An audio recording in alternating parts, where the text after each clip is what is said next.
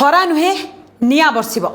भारतीय पाणीपाग विभाग एवं अंतर्जातीय संस्थागुड़िक सद्यतम रिपोर्ट अनुसार 2026 जून जुलाई बेलू एलनिनो सक्रिय होबार 60 ରୁ 80% संभावना रही।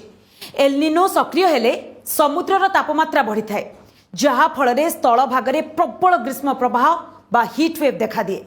2026 शेष भाग एवं 2027 आरंभ रे तापमात्रा स्वाभाविक ठारू बहुत अधिक रही पारे। प्रशांत महासागर रे प्राय 8046 किलोमीटर लंबा गरम पानी लहरी रही, जहा एलनिनो को आहुरी शक्तिशाली करुछि। वैज्ञानिक माने सतर्क करिसेंति जे 1877 पर एबे पर्यंत सबुठारू शक्तिशाली एलनिनो गठित हेउथिबा आशंका करा जाउछि।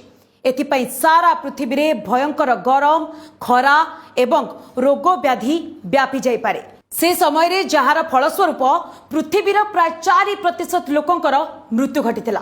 साधारणतः एलनिनो प्रति किछि वर्ष रे होइथाय एवं एहार प्रभाव रे पाग एवं वर्षार ढांचारे भी परिवर्तन आसी थाए, जहा फल रे केउंठी खरा एवं केउंठी अधिक वर्षा भी होइथाय।